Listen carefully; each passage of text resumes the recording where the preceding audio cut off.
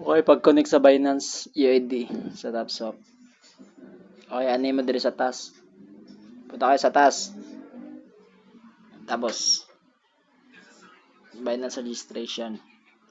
Click nyo yung go. Click nyo yung go dito. Patak pa, ano pa. Click nyo yung go dyan. Tsaka dito sa complete KYC, may go din. I-click nyo din dyan.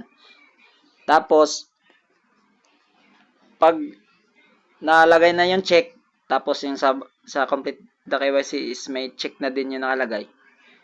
Antayin nyo lang maya-maya. Tsaka nyo itap yung check. Tapos, pag tinap nyo na yung check, tapos yung red letters ang lumabas, antayin nyo ulit na mag-cool down yun. Tapos tsaka nyo itap. Okay, nagets nyo ba?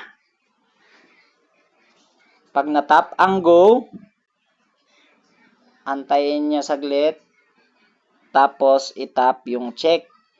Pag lumitaw ang red letters, antayin yung cool down. Magko-cool down yan yung check nagko-cool down yan. Tapos i-check nyo ulit. Tapos papalitan na yun ng done. Okay? Tapos pag napalitan na yung dalawa ng done, itong register on Binance tsaka complete na KYC, done na yung nakalagay dyan, punta kayo sa Binance account nyo. Dapat may Binance na kayo kasi ang Binance ban na dito sa Pinas, di na pwede ma-open pag site nila. Okay? Dapat may Binance account kayo na app. Okay? Punta kayong Binance. Ayun, Binance. Yan.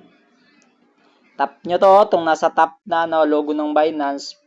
Yan yung profile nyo, ha. Alalahanin nyo sa lahat ng mga wallet, meron kayong profile pero di pinapakita na profile. Kadalasan profile pag nasa wallet, andito sa left side top. Okay? Yan. Yan yung profile nyo dyan. Okay? Yan talaga, kadalasan yan. Tapos, ID, katabi lang ng inyong muka. Ayan o. Ayan o. Ayan o. Kita nyo yan? Ayan yung ID nyo. Pag tinap nyo yan, makita nyo copied successfully. So, yan. Pag na-copy nyo yan, ayan, pag na-copy nyo na yan, balik kayo doon sa TapSwap. Tapos, dito nyo yan i-copy. Dito. Diyan nyo i-copy yun. Ay, ipipaste. Okay? Diyan nyo ipipaste yun.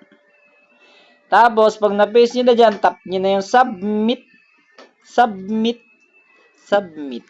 Okay?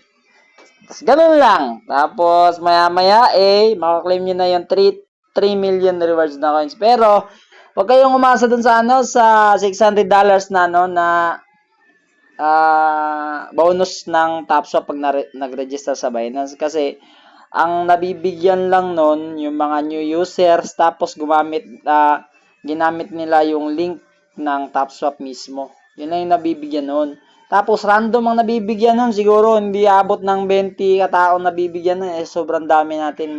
Asa ka pa ba nun? Ilang milyon tayo. 20 lang yung pipiliin. Oh my gods. Okay, yun lang. And, bye-bye.